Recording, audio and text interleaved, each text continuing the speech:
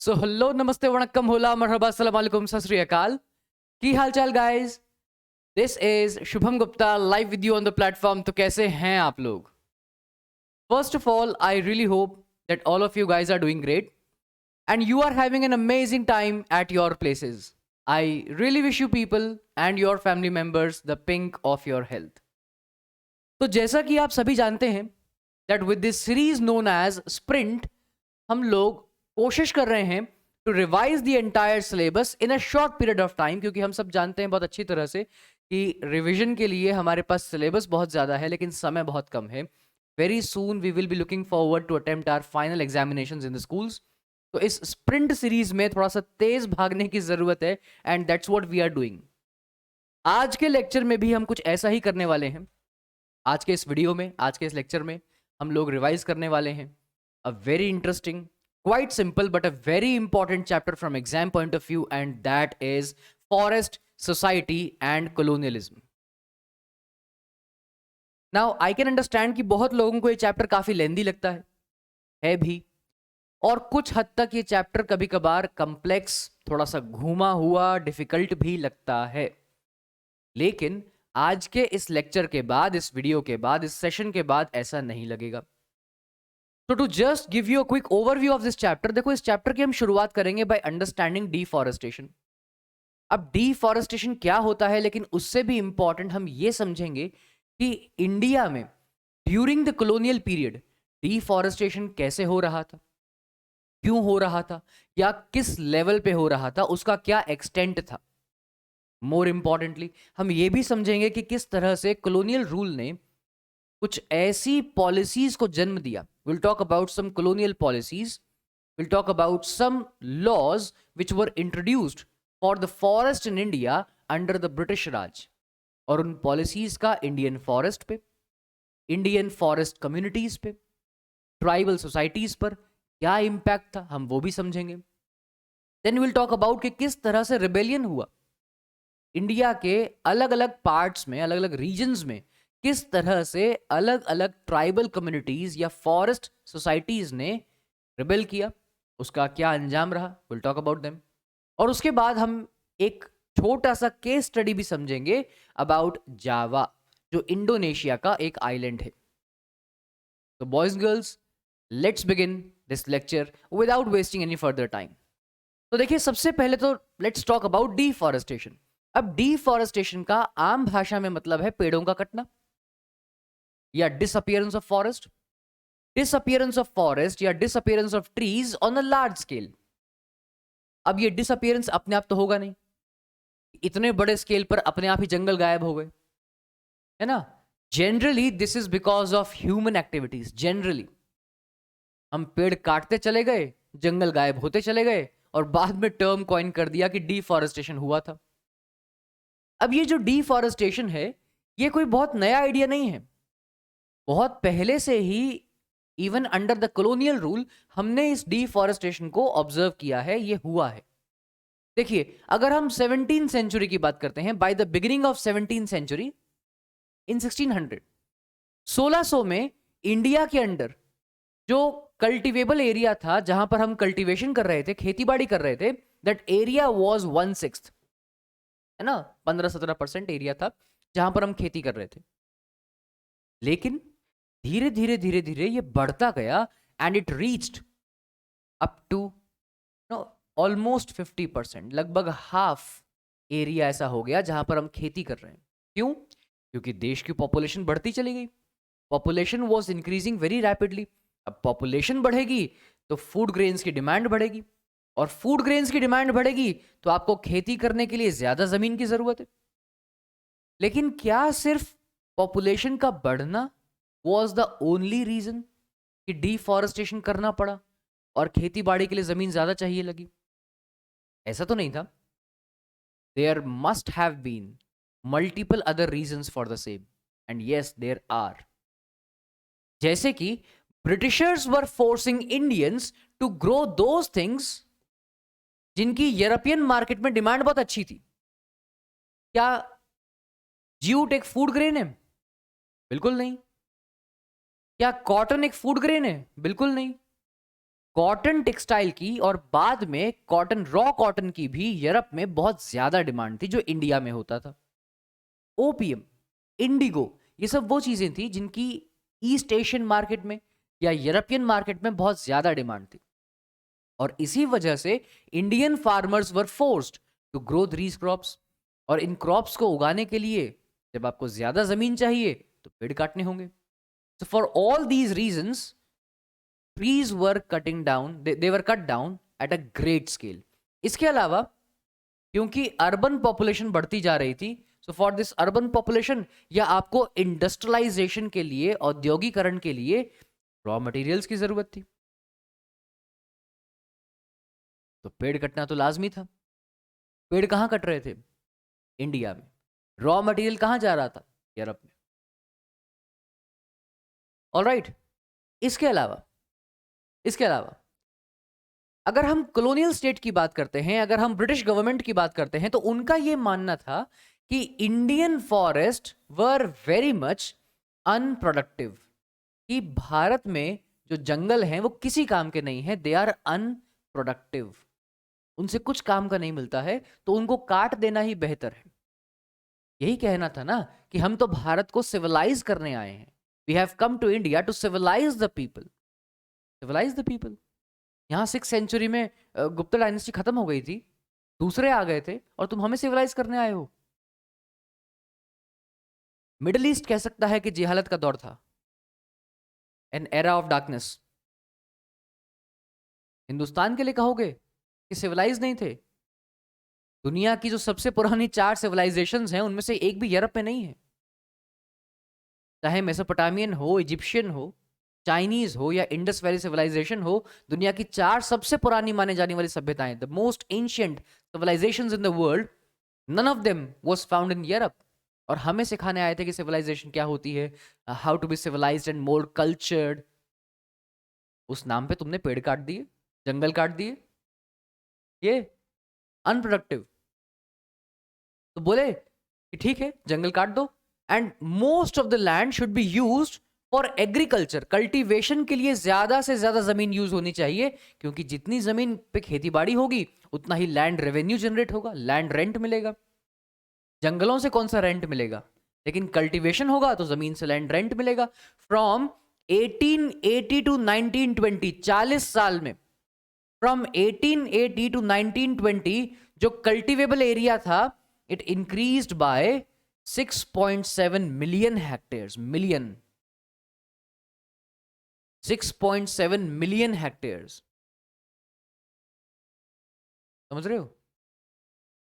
It was a huge increase, huge 6.7 million hectares. जंगल काटे चले गए क्योंकि उनका तो कुछ बिगड़ नहीं रहा था। तो हम ये कह सकते हैं कि yes, there were multiple reasons जिस वजह से जंगल काटे जा रहे थे। भाई अंग्रेजों ने कह दिया कि Indian forest were very much unproductive, है ना, पॉपुलेशन बढ़ रही है तो ज्यादा फूड ग्रेन्स की भी जरूरत है। यूरोप में इंडस्ट्रियलाइजेशन हो रहा था, उसके लिए जिस रॉ मटेरियल की जरूरत थी वो यहां से चाहिए था।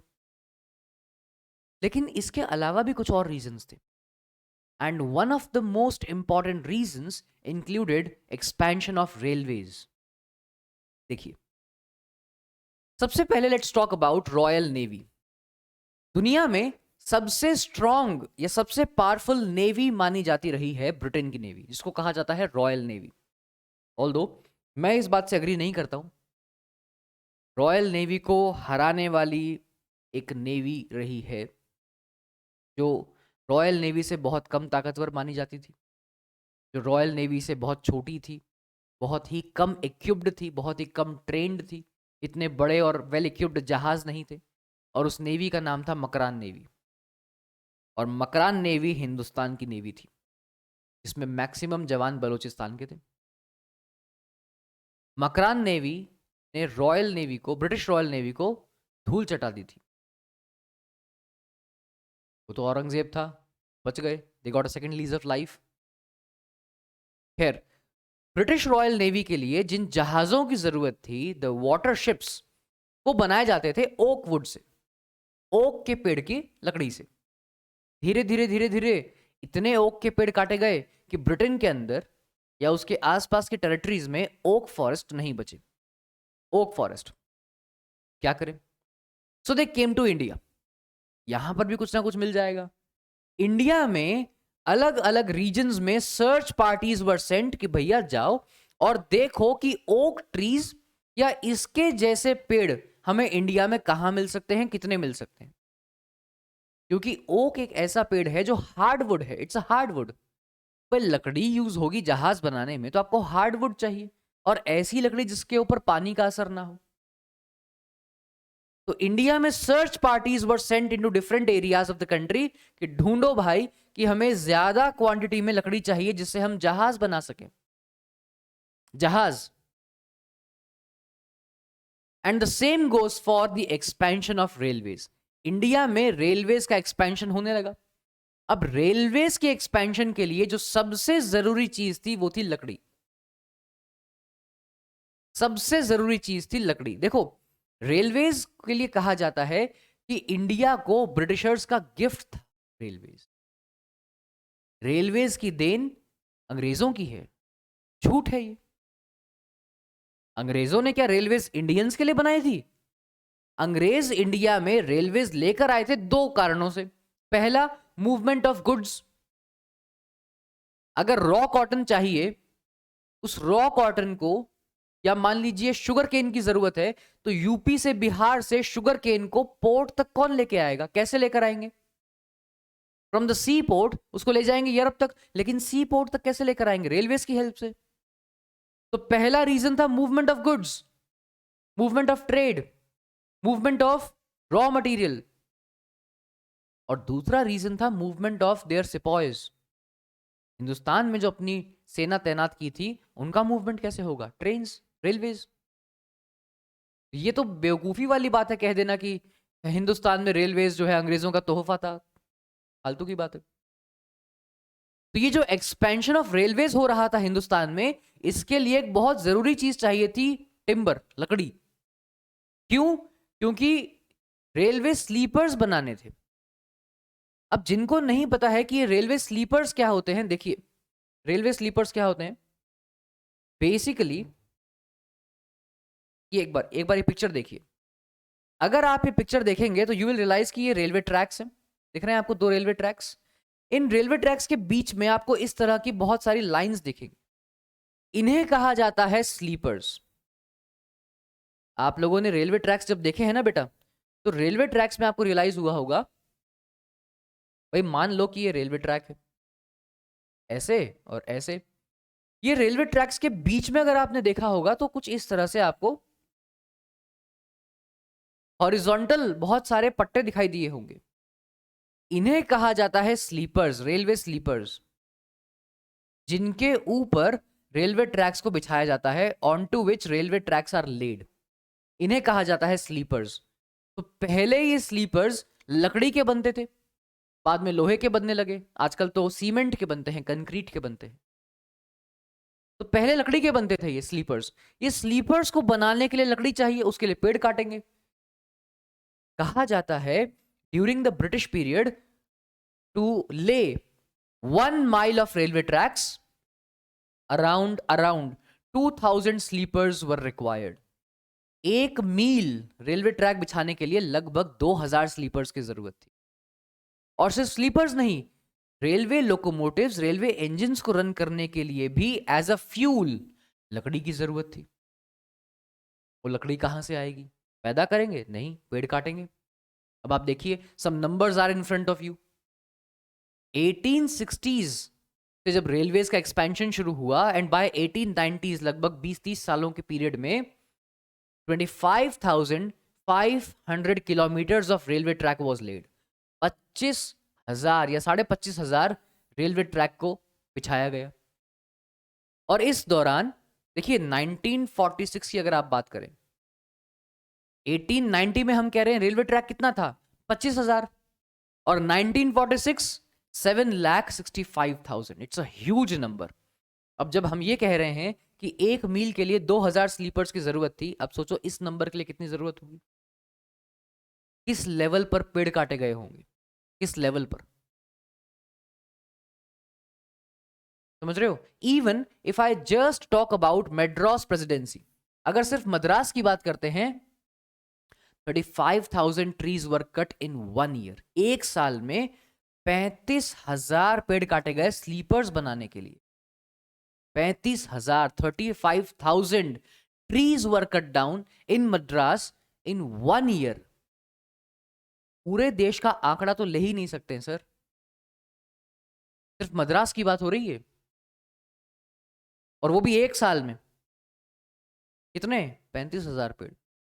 35,000 इज अ ह्यूज नंबर। पूरे देश का क्या हाल हुआ होगा ये सोचो। समझ रहे हो? Government, British government, they use to give out contracts. ठेकेदारों को ठेका देते थे कि जंगल में जाओ और पेड़ काटो। धीरे धीरे धीरे धीरे रेलवे ट्रैक्स के आसपास या रेलवे स्टेशंस के आसपास का area, it actually became treeless. पेड़ ही नहीं बचे। इतने बड़े स्केल पर पेड़ काटे गए कि पेड़ ही नहीं बचे। अपार्ट फ्रॉम रेलवे ट्रैक्स, एक और रीजन था for this disappearance of forest at a large scale, और वो था प्लांटेशंस। अब प्लांटेशंस जो लोग नहीं जानते हैं, प्लांटेशंस का सिंपल मतलब है जब एक बहुत बड़े स्केल पर, ऑन अ लार्ज स्केल, जब हम जनरली कमर्शियल फार्मिंग करते हैं, एक बड़ी जमीन पर एक ही तरह का क्रॉप लगाते हैं, उसे कहते हैं प्लांटेशन। और जनरली ये कमर्शियल होता है, जैसे T plantations, coffee plantations, rubber plantations. अब ये प्लांटेशंस कमर्शियल रीजन से होता है, जनरली ये फूड ग्रेन्स के लिए नहीं होता है, जनरली। ठीक है? प्लांटेशंस, और ये प्लांटेशंस को अगर थोड़ा सा मैं और एक्सप्लेन करूं तो ये प्लांटेशंस के अंदर आप खेती शुरू से शुरू नहीं करते। जैसे मान लीजिए गेहूं की खेती कर रहे हैं, उसे वीट फार्मिंग कहते हैं या वीट कल्टीवेशन कहते हैं। तो आपने गेहूं के बीज लगाए, पौधा उगा, आपने हार्वेस्टिंग करी, खत्म। अगले सीजन में आप जीरो से शुरू करेंगे। प्लांटेशन में ऐसा नहीं होता है। प्लांटेशन में ऐसा नहीं होता है। प्लांटेशन में आप जीरो से शुरू नहीं करते। जिस वक्त मान लीजिए आपके पास आम का पेड़ है, एग्जाम्पल दे रहा हूं, आम का पेड़ है, आम का जब सीजन आएगा, पेड़ पर आम उगेंगे, आप आम तोड़ लोगे तो क्या पेड़ को काट दोगे? नहीं, पेड़ वैसा ही रहेगा। पेड़ वैसा ही रहेगा। अगली बार जब सीजन आएगा तो उस पेड़ पर वापस आम लग जाएंगे। ये फर्क है फार्मिंग में और प्लांटेशन में। मतलब समझिएगा, इंडिया के अंदर अंडर द कॉलोनियल रूल कुछ चीजों की बहुत ज्यादा एक्सपोर्ट था, एक्सपोर्ट डिमांड थी इन यूरोपियन मार्केट। फिर जैसे कि वो कॉफी हो, टी हो, रबर हो, ये सब प्लांटेशंस थे। तो कॉलोनियल गवर्नमेंट ने कहा कि जंगलों को काटा जाए और ज्यादा से ज्यादा प्लांटेशंस होना चाहिए। उन प्लांटेशन के लिए यूरोपियन प्लांटर्स को बुलाया गया और उनको कौड़ियों के भाव में बहुत सस्ते में जमीन बेची गई। बहुत सस्ते में जमीन बेची गई। ये लो जमीन और उस पर प्लांटेशंस बनाओ। प्लांटेशंस में जो उगेगा उसको यूरोपियन मार्केट में जाकर बेचेंगे। तुम हमें इस जमीन पर रेवेन्यू दे देना, लैंड टैक्स दे देना, और तुम इस जमीन से जो बेचोगे उस पर पैसा कमा लो, प्रॉफिट कमाओ। तुम भी खुश, हम भी खुश। मरेगा कौन? हिंदुस्तानी। जमीन किसकी बंजर होगी? हिंदुस्तानियों की। जंगल किसके कटेंगे? हिंदुस्तान के। तो इन्होंने किया क्या? बहुत ही सिस्टमैटिकली इंडियन फॉरेस्ट को मैनेज करना शुरू किया और उसके लिए एक बंदे को बुलाया। देखो, शिप्स बनाने थे, रेलवे ट्रैक्स बिछाने थे, है ना, सब कर रहा था। इन सब में लंका लग गई हिंदुस्तान के जंगलों की। एक जर्मन एक्सपर्ट को बुलाया और इस बंदे का नाम था डेट्रिक ब्रेंडिस। इसको ये कह दिया कि भाई अब तेरे हाथ में है, तो एक काम कर, इंडिया के जितने फॉरेस्ट इनको मैनेज कर ले। ये जर्मन एक्सपर्ट था। एक्सपर्ट तो काहे का था? ड्रामेबाज था। एक दो काम अच्छे भी किए इसने, लेकिन बहुत बर्बाद किया यार इंडिया के जंगलों को। मतलब कहते हैं ना कि दूसरे की स्कूटी चलाने में बड़ा मजा आता है, ये दूसरे की कार भगाने में बड़ा मजा आता है, क्योंकि पता है अपना कुछ जाएगा नहीं। अगर इसकी गाड़ी का कुछ बिगड़ेगा भी तो अपना कुछ जाएगा नहीं।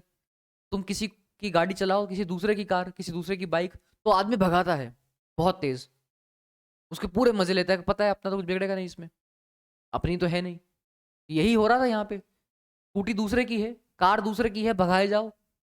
ये डेट्रिक ब्रेंडिस इंडिया में उठा लाया इसको और इसको बना दिया इंडिया का first inspector general of forest, IG बना दिया, inspector general IG, forest of India का फर्स्ट इंस्पेक्टर जनरल बना दिया। किसको? डेट्रिक ब्रांडिस नाम के आदमी को।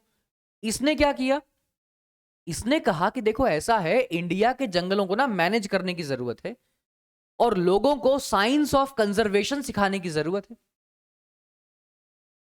और इसके अलावा कुछ लीगल सैंक्शंस की जरूरत है कि हमारे बनाए हुए नियम अगर कोई नहीं मानेगा तो उनके ऊपर लीगल सैंक्शंस होने चाहिए, कुछ कानूनी कार्रवाई होनी चाहिए। तो इसने क्या किया? बोले काम करते हैं, इंडिया के अंदर गैर कानूनी तरीके से पेड़ काटना, मतलब हमारी परमिशन के बिना पेड़ काटना या जंगलों में एनिमल्स की ग्रेजिंग करवाना, इसको बैन कर देते हैं कि हमारी परमिशन के बिना ना तो कोई पेड़ काट सकता है, ना जंगलों में जा सकता है, ना अपने एनिमल्स को, अपने कैटल्स को जंगलों में ले जाकर ग्रेजिंग करवा सकते हैं। ये सब इलीगल डिक्लेयर कर दिया। अगर कोई ऐसा करेगा तो उसको पनिश किया जाएगा। किसने कहा? डेट्रिक ब्रांडिस ने कहा। बोले ठीक है, कर देते हैं। तो इस डेट्रिक ब्रांडिस ने 1864, in 1864, this man known as Detrick Brandis, he set up Indian Forest Service. ये तो ऐसा अच्छा काम था, इसका इंटेंशन अलग था बट ये काम अच्छा किया। 1864 में इंडियन फॉरेस्ट सर्विस की स्थापना की और 1865 Indian forest act was introduce. Indian forest act, जिसके अंदर कुछ ऐसे नियम बनाए गए जो भारतीयों के विरुद्ध थे।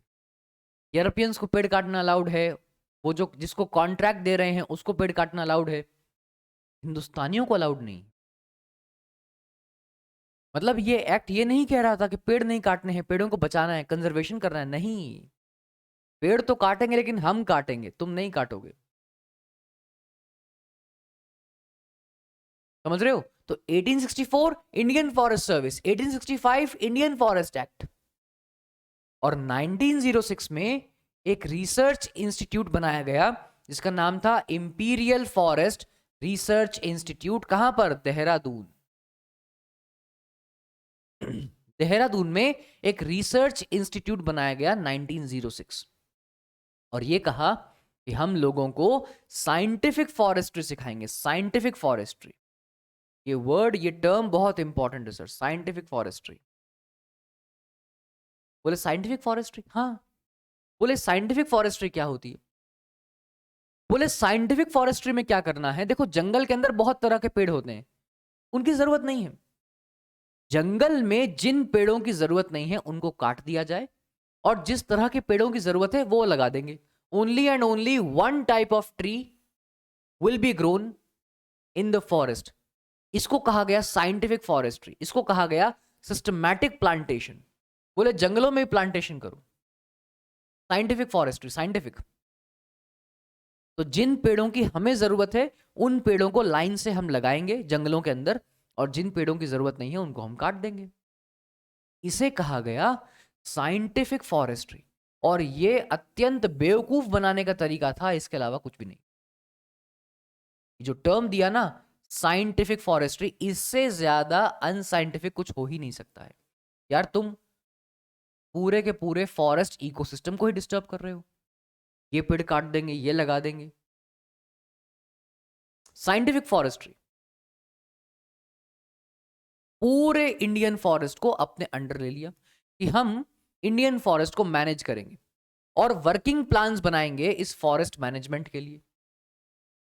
और ये प्लान किया properly, it was jot down कि हर साल कितने प्लांटेशन एरियाज हम बनाएंगे, कितने प्लांटेशन एरियाज हम काटेंगे, कितने एरियाज को हम रीप्लांट करेंगे ताकि वो कुछ सालों में दोबारा काटने लायक हो जाए। इस पूरे प्लान को बनाया गया कि हर साल कितना एरिया काटा जाएगा, कितने एरिया को रीप्लांट किया जाएगा, कौन से पेड़ लगाए जाएंगे, कितने सालों में वो दोबारा पेड़ बन जाएंगे कटने के लिए। ये सब कुछ प्लान किया गया, वर्किंग प्लान्स बनाए गए। देख रहे हो? मतलब इंडियन फॉरेस्ट ना हो गया खेल का मैदान हो गया कि जब चाहा साफ कर दिया, जब चाहा उस पर घास उगा दी। Indian forest. तो जैसे ही ये इंडियन फॉरेस्ट एक्ट आया 1865, इसमें अमेंडमेंट्स भी हुए, संशोधन भी हुए। जैसे इसमें अमेंडमेंट्स हुए मेजरली दो बार, 1878 और 1927। And as per the amendment of 1878 में जो अमेंडमेंट हुआ ये बहुत इंपॉर्टेंट था। According to this Indian forest को 3 कैटेगरीज में डिवाइड कर दिया, और ये एग्जाम पॉइंट ऑफ व्यू से बहुत इंपॉर्टेंट है, इसे प्लीज ध्यान से सुनना। इंडियन फॉरेस्ट कवर को 3 पार्ट्स में डिवाइड कर दिया मूर्खों ने। क्या कहा?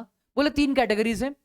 पहला रिजर्व्ड फॉरेस्ट, दूसरा प्रोटेक्टेड फॉरेस्ट, और तीसरा विलेज फॉरेस्ट या अदर फॉरेस्ट या अनक्लास्ड फॉरेस्ट, कुछ भी कह सकते हैं। ये 3 कैटेगरीज बना दी, रिजर्व्ड, प्रोटेक्टेड और विलेज।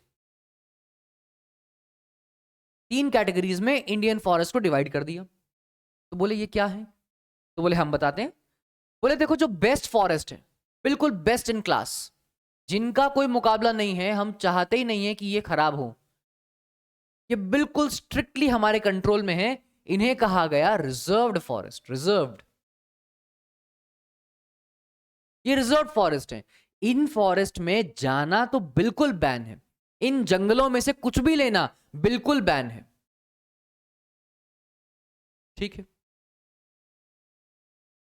जो दूसरी कैटेगरी के फॉरेस्ट हैं उन्हें कहा गया प्रोटेक्टेड फॉरेस्ट। बोले देखो, ये भी जंगल बहुत अच्छे हैं, लेकिन ये आगे खराब ना हो, ये और ज्यादा डिग्रेड ना हो, तो इनको प्रोटेक्शन की जरूरत है। इन जंगलों में जाना अलाउड है, बट विद परमिशन। आपके पास रिटन परमिशन होनी चाहिए, परमिट होना चाहिए अगर इन जंगलों में जाना है तो। और इन जंगलों से सिर्फ और सिर्फ कुछ ही चीजें ले सकते हैं, जैसे कि अगर घर बनाना है या थोड़ा बहुत कुछ चूल्हे के लिए लकड़ियां चाहिए, थोड़ा बहुत ले सकते हो, but with written permission, with prior permission. कितने बजे जाओगे, कितने बजे बाहर आओगे, क्या सामान लोगे, दिखाओ, वो सब रिटन परमिशन। और तीसरे कैटेगरी के फॉरेस्ट जिसमें अंग्रेजों को ज्यादा इंटरेस्ट नहीं था, विलेज फॉरेस्ट या अनक्लास्ड फॉरेस्ट, ये वाले, ये थर्ड कैटेगरी के फॉरेस्ट है, इसमें उनको बहुत ज्यादा इंटरेस्ट नहीं था। बोले ये कुछ ज्यादा काम के नहीं है हमारे। उनको सबसे ज्यादा इंटरेस्ट था रिजर्व्ड और प्रोटेक्टेड फॉरेस्ट में, सबसे ज्यादा कंट्रोल इस पर रखा। And as soon as Indian forest act was passed and it was amended twice, Indian societies, tribal communities, forest villages, इन पे बहुत ज्यादा इंपैक्ट पड़ा। लोगों से उनके मुंह का निवाला छीन लिया फॉरेस्ट मैनेजमेंट के नाम पे। अगर ये मैनेजमेंट नेचर कंजर्वेशन के लिए होता तो मान सकते थे, लेकिन तुम कह रहे हो कि पेड़ तो कटेंगे लेकिन हम काटेंगे, पेड़ तो कटेंगे, हम काटेंगे पेड़, तुम नहीं काट सकते, तुम जंगल में नहीं जा सकते। हम साइंटिफिक फॉरेस्ट्री करेंगे, एक तरह के पेड़ लगाएंगे, ये कौन सी समझदारी है भाई? तो अल्टीमेटली हुआ ये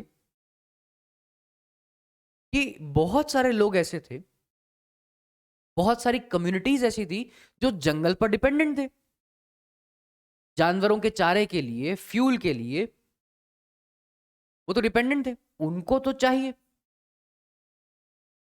तो अल्टीमेटली हुआ ये, फॉरेस्ट डिपार्टमेंट का कहना था कि हम सिर्फ जंगलों में वही लकड़ियां लगाएंगे जो हमारे काम की है, चाहे हमें शिप्स बनाना है, चाहे हमें रेलवेज का एक्सपेंशन करना है, हम तो वो लगाएंगे। तो species like teak, species like sal, ये वो पेड़ थे जिनको ज्यादा से ज्यादा प्लांट किया गया कि इनकी जरूरत है हमें, बाकियों को काट दो, बाकी स्पीशीज को काट दो। लेकिन लेकिन लेकिन वो कम्युनिटीज जो फॉरेस्ट पर डिपेंडेंट थी अपने सर्वाइवल के लिए, अपने लाइवलीहुड के लिए, अपनी अलग अलग जरूरतों के लिए, जैसे कि देखिए, जैसे कि बहुत सारे लोग ऐसे थे जो लीव्स, फ्रूट्स, रूट्स इनको यूज करते थे अलग अलग रीजंस के लिए, जैसे कि फ्रूट्स या tubers, they were used to eat, खाने के लिए, और न्यूट्रिशन, है ना। हर्ब्स, ऐसे जंगलों में बहुत सारी मेडिसिनल हर्ब्स थी जिनकी बहुत वैल्यू थी, they had a great medicinal value, देख रहे हो। इसके अलावा जंगल से लकड़ियां लाते थे कुछ एग्रीकल्चरल टूल्स बनाने के लिए, जैसे कि योक या प्लो। इसके अलावा bamboo was extensively used for fencing या टू मेक बास्केट्स या टू मेक अम्ब्रेलाज, बैम्बू का बहुत ज्यादा यूज था, ये देखो। इवन इवन इवन इवन अ स्कूप्ड आउट, अ ड्राइड स्कूप्ड आउट गॉड। जो लोग नहीं समझे कि ये इतना क्या बोल दिया अंग्रेजी में भैया, ड्राइड मतलब सूखा हुआ, स्कूप्ड आउट मतलब जिसके अंदर से सब निकाल लिया गया है, सिर्फ बाहर का कवरिंग बचा है। गॉड, गॉड बेसिकली लौकी को बोलते हैं, घिया को बोलते हैं गॉड, है ना। गॉड फैमिली होती है ना, बॉटल गॉड, बिटर गॉड, एश गॉड। तो यहां पर बात हो रही है पंपकिन की, कद्दू की, कद्दू की बात हो रही है, पंपकिन की बात हो रही है। उस पंपकिन के अंदर से सारा छेद करके अंदर से सब मसाला निकाल लिया, तो खा लिया, और बाहर के कवरिंग को सूखने के लिए छोड़ दिया। जब वो सूख जाएगा तो कुछ ऐसा लगेगा, उसको यूज करने लगे एज वाटर बॉटल। समझ रहे हो? Leaves were used, dried leaves were used to make plates, cups, ठीक है ना। इवन एक क्रीपर था, स्यादी, it was used to make ropes, है ना। एक पेड़ था सेमूर, जिसे सिल्क कॉटन कहा जाता है, इसकी छाल, इसकी बार्क विच वॉज थॉर्नी, कांटेदार छाल थी, उसको यूज कर रहे थे सब्जियां काटने के लिए, टू ग्रेट वेजिटेबल्स, ठीक है ना, ग्रेट करने के लिए, सब्जियों को ऐसे कद्दूकस करने के लिए। इवन इवन एक पेड़ था महुआ, महुआ ट्री, महुआ का पेड़, इसका जो तेल था उसे कुकिंग ऑयल की तरह यूज करते थे। इवन उसको लाइटनिंग लैंप्स के लिए भी यूज करते थे, लालटेन जलाने के लिए। तो आप देखेंगे कि जंगलों पर ये कम्युनिटीज कितना ज्यादा डिपेंडेंट थी, और इन कम्युनिटीज को ये कह दिया कि अब से तुम जंगल में ही नहीं जाओगे। After this forest act was introduced, इन लोगों की मुश्किलें बहुत बढ़ गई, बहुत ज्यादा बढ़ गई, कि ये लोग चाहे घर बनाना है उसके लकड़ी की जरूरत है, या अपने एनिमल्स को, कैटल्स को ग्रेजिंग करवानी है, फ्रूट्स चाहिए, रूट्स चाहिए, है ना, मेडिसिनल हर्ब्स चाहिए, हंटिंग के लिए, फिशिंग के लिए, इन सब चीजों के लिए जंगल जाना पड़ेगा। And all these things became all of a sudden illegal, कि अब से ये गैर कानूनी है, इलीगल है, यहां तो जा ही नहीं सकते, because of this forest act introduced by that person known as Dietrich Brandis, Dietrich Brandis. और इतना ही नहीं, अब लोग तो जाएंगे, तुमने गैर कानूनी डिक्लेयर तो कर दिया, लेकिन लोगों की जरूरतें तो है, जिंदा तो रहना है, जीवन तो जीना है, तो जाएंगे जंगलों में। जाने भी लगे, चुप चुप कर जाने लगे, चुपचाप जंगलों में घुसने लगे। They started infiltrating in the forest, घुसपैठ करने लगे, चुपचाप चोरी छिपे घुसने लगे, और पकड़े जाते थे। Because of the forest guards पकड़े जाते थे, लकड़ी चुराते हुए पकड़े जाते थे। और जब पकड़े जाते थे तो ये फॉरेस्ट गार्ड्स या तो उनसे रिश्वत लेते थे, ब्राइब्स, ठीक है, जंगल में से क्या सामान लाए हो, थोड़ा हमें दे दो, या कुछ फ्री में खाना वाना मांग लेते थे, है ना, या जंगल से कोई फ्रूट्स लाए हो, लाओ हमें दे दो। तो अपनी पावर का मिसयूज करते थे, रिश्वत मांगते थे। समझ रहे हो ना?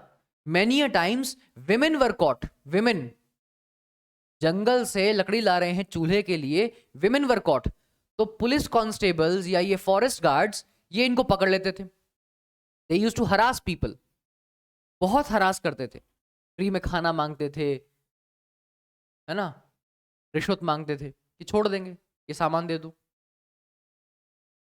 तो जिंदगी बहुत मुश्किल हो गई थी, बहुत ज्यादा। और सिर्फ ट्राइबल कम्युनिटीज या फॉरेस्ट कम्युनिटीज की नहीं, इवन जो लोग खेतीबाड़ी करते थे, एग्रीकल्चर करते थे, फार्मिंग प्रैक्टिस करते थे, उनकी जिंदगी भी मुश्किल हो गई because of this forest act. कैसे?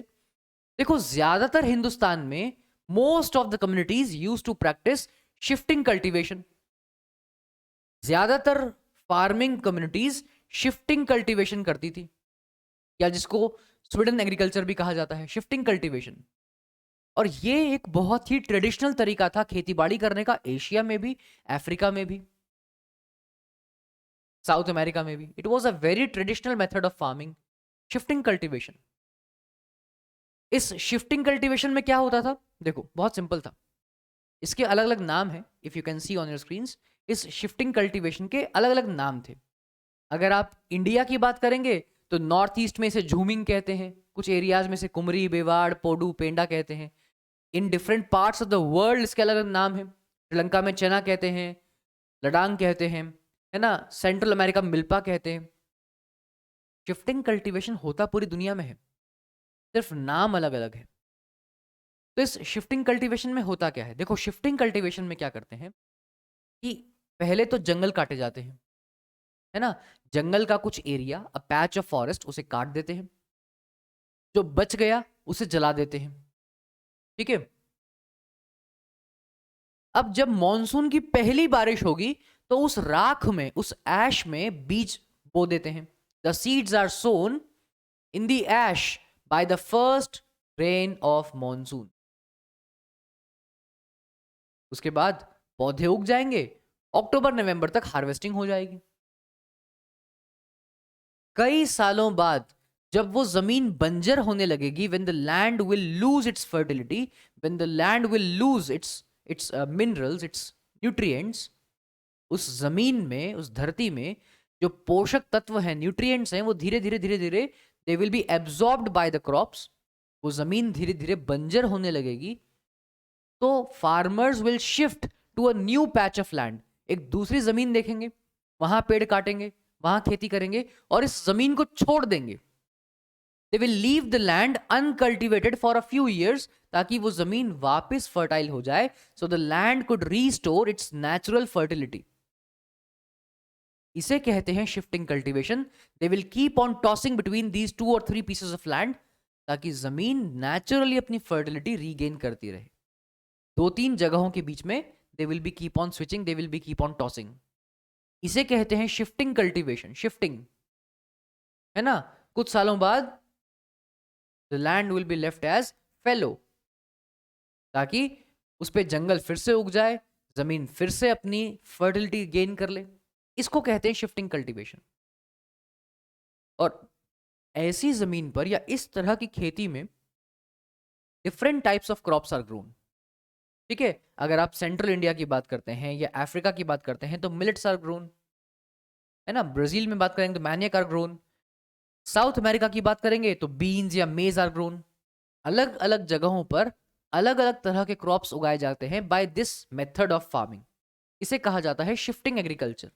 अब देखिए, यूरोपियन फार्मर्स ने कहा, या यूरोपियन प्लांटर्स ने कहा, कॉलोनियल रूल ने कहा कि इस तरह की खेती करना बड़ा हार्मफुल है, बहुत हार्मफुल है। क्योंकि उन्हें लगा कि अगर ये लोग शिफ्टिंग एग्रीकल्चर करेंगे, if these people will practice shifting agriculture, तो हम लोगों को रेलवेज के लिए पेड़ कहां से मिलेंगे, हम लोगों को शिप बिल्डिंग के लिए पेड़ कहां से मिलेंगे, है ना। दूसरी बात, अगर जंगल को जलाएंगे तो it can be dangerous for the forest, क्योंकि पूरे जंगल में आग फैल सकती है। ये पॉइंट फिर भी ठीक था, ये पॉइंट मैं फिर भी मान सकता हूं, this point is quite valid.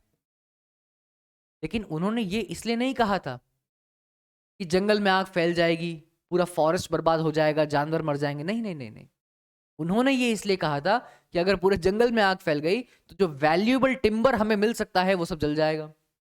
यहां भी अपना फायदा था। और दूसरी सबसे बड़ी प्रॉब्लम इनके सामने ये थी कि जो लोग शिफ्टिंग एग्रीकल्चर प्रैक्टिस करते हैं, उस जमीन पर टैक्स कैलकुलेट करना बहुत मुश्किल हो जाता है हमारे लिए। क्योंकि एक जमीन पर है, फिर कहीं और चले जाएंगे, फिर कहीं और चले जाएंगे, तो how will we calculate the tax जो हमें उस जमीन से मिलेगा, क्योंकि farmers are keep on switching their lands.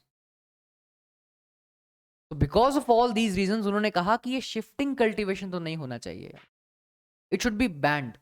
तो अल्टीमेटली गवर्नमेंट ने डिसाइड किया कि शिफ्टिंग कल्टीवेशन को हम लोग बैन कर रहे हैं। They actually band shifting cultivation. बहुत सारी कम्युनिटीज को फोर्स किया गया टू लीव द फॉरेस्ट। जंगल के आसपास अगर रहते हो तो छोड़ दो। बहुत सारे लोगों को फोर्स किया गया टू चेंज देयर ऑक्यूपेशन। कुछ लोगों ने रेजिस्ट किया, रिबेल किया, लेकिन ultimately this shifting cultivation was disband. यही नहीं, अभी और सुनिए। Hunting which was a very important part, it was an integral part of many tribal societies, many tribal communities. Hunting was an integral part of their culture. जानवर मार के खाते थे, उनकी नीड थी हंटिंग, उसको बैन कर दिया। Hunting was banned. पहले बहुत सारी कम्युनिटीज का सोर्स ऑफ सर्वाइवल था hunting. Hunting of deer, partridges. Partridge को हिंदी में कहते हैं तीतर, एक पक्षी होता है पैट्रिज, तीतर बोलते हैं हिंदी में। इवन सम मोर स्मॉल एनिमल्स जैसे कि खरगोश, रैबिट। तो कुछ छोटे जानवरों का शिकार करती थी बहुत सारी ट्राइबल कम्युनिटीज खाने के लिए, अपने सर्वाइवल के लिए। Hunting was a part of their survival instinct, लेकिन hunting was banned. Hunting was banned. अगर कोई भी हंटिंग करता हुआ पाया गया, पोचिंग करता हुआ पाया गया, पोचिंग का मतलब होता है illegal hunting. Poaching simply means illegal hunting. Illegal hunting. अगर कोई भी पोचिंग करता हुआ पाया गया, that person will be punished. Tribal communities के लिए हंटिंग तो एक कस्टम था। इवन बहुत सारे फेस्टिवल्स थे उनके विच वर अबाउट हंटिंग, जो हंटिंग पर थे। हंटिंग के ऊपर बहुत सारे फेस्टिवल्स थे, बहुत सारी कस्टमरी प्रैक्टिसेस थी। बैन हो गया सब कुछ। मतलब कुछ हद तक कह सकता हूं कि उनके मुंह का निवाला छिन गया बाय बैनिंग हंटिंग। लेकिन लेकिन मैंने कहा ना, हंटिंग बैन हुआ सिर्फ इंडियंस के लिए, या सिर्फ ये ट्राइबल कम्युनिटीज के लिए, फॉरेस्ट कम्युनिटीज के लिए। लेकिन बड़े लोगों के लिए, बड़े राजा महाराजा या ब्रिटिश ऑफिशियल्स के लिए, hunting became a sport. Hunting became a sport. और बड़े जानवरों की हंटिंग करना, बड़े जानवरों को मारना, बड़े जानवर, बड़े जानवर कैसे? इंडिया में बड़े जानवरों को मारना, जैसे कि टाइगर्स, जैसे कि लेपर्ड्स, इनको मारना अपने आप में एक कल्चर था, कोर्ट कल्चर था। बड़े बड़े राजा महाराजा शिकार पर जाते थे। आप कभी भी सुनिएगा या आपने सुना होगा कि राजा महाराजाओं के लिए ये नहीं कहते कि राजा साहब शिकार पर गए हैं, कहते थे राजा साहब शिकार खेलने गए हैं, शिकार करने नहीं गए हैं। छोटा आदमी करता है शिकार। बड़े बड़े राजा महाराजाओं के लिए कहते थे कि राजा शिकार खेलने गए हैं, शिकार खेलना। Hunting become a game for them. और बड़े जानवर को मारना, हाथी, शेर, चीता, तेंदुआ, भेड़िया, बड़े जानवर मारना, खतरनाक जानवर, अपनी शान समझते थे। Large animals, large. आपने बहुत सारी मुगल पेंटिंग्स देखी हो या कोर्ट पेंटिंग्स देखी हो राजा महाराजाओं की, तो बहुत बार यू विल रियलाइज कि hunting for them was a game. और धीरे धीरे ये बढ़ता गया, धीरे धीरे ये बढ़ता गया। During the British period, hunting of large animals, देखो अंग्रेजों का कहना था, ब्रिटिश ऑफिशियल्स का कहना था कि ये जो वाइल्ड एनिमल्स हैं, ये जो लार्ज एनिमल्स हैं like tigers, they are symbols of wilderness. ये जंगली पने की निशानी है। Savage, being very primitive. हम तो हिंदुस्तान को सिविलाइज करने आए हैं ना, तो इन जानवरों को हटाना होगा, इन जानवरों को मारना होगा। हम इन डेंजरस जानवरों को मार के हिंदुस्तान को सिविलाइज कर रहे हैं, जैसे कि tigers, Wolves, leopards and other large animals. ये तो खतरा है भारतीय समाज के लिए, ये तो खतरा है भारतीय कल्टीवेटर्स के लिए, फार्मर्स के लिए। चीता हुआ, तेंदुआ हुआ, तो हम तो इनको मारकर आपकी मदद कर रहे हैं। अरे किसे बेवकूफ बना रहे हो यार, किसे बेवकूफ बना रहे हो तुम?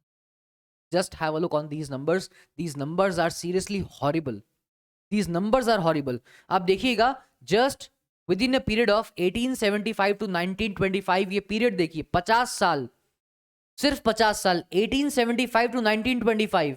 इस पीरियड में you will realize 80,000 tigers, 80,000 tigers, 1.5 lakh leopard, 1.5 lakh leopards, तेंदुआ, एंड अराउंड 2 लाख वुल्व्स, भेड़िए मारे गए, का शिकार हुआ। ये अपने आप नहीं मरे, 80,000 tigers, 1.5 lakh leopards, 2 lakh Wolves, किस लेवल पर जानवरों को शिकार किया गया, उनको मारा गया, हॉबी के नाम पर, कोर्ट कल्चर के नाम पर, शिकार खेलने के नाम पर, अपनी महानता दिखाने के नाम पर।